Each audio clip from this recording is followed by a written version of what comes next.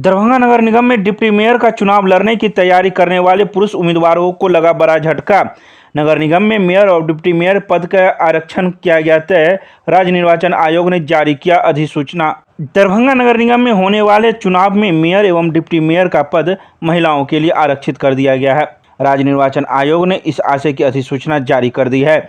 बता दें कि दरभंगा नगर निगम में पिछली बार भी मेयर का पद महिलाओं के लिए आरक्षित था, लेकिन इस बार के चुनाव में डिप्टी मेयर का पद भी महिलाओं के लिए आरक्षित कर दिया गया है। राज्य निर्वाचन आयोग से जारी अधिसूचना के बाद डिप्टी मेयर का चुनाव लड़ने की तैयारी करने वाले पुरुष उम्मीदवारों को करारा झटका लगा है।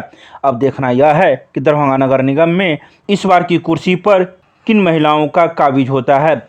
मेयर और डिप्टी मेयर की कुर्सी किन के हाथों में जाती है, शहर में कौन सुधार कर पाएंगे, जनता किसे चुनेगी, इन सारी बिंदुओं पर अब यह गहमागहमी शहर में शुरू हो चुकी है। वोटरों ने यह भी सोचना शुरू कर दिया कि जिस महिलाओं को हम लोग चुनेंगे, क्या वह स्वतंत्र रूप से फैसला ले पाएगी या किसी के अधीन काम करेगी, या वह मुखरा बन के रहेगी।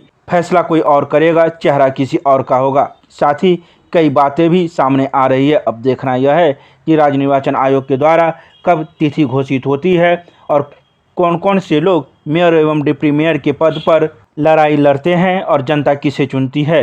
किसके घर पर लगेगी मेयर की गाड़ी, कौन बनेंगे शहर के सरताज, शहर के लोगों से भी हम जानेंगे। जो भी भावी प्रत्याशी मेयर डिप्टी मेयर के अलावा वार्ड पार्षद में खड़ा होंगे, उन सभी से बातें करेंगे, उन सभी की बातों को आप लोगों तक पहुंचाएंगे और आप लोग ही तय करेंगे कि हम किसे चुनें, कौन हमारे शहर का विकास पूर्ण रूप से करेंगे।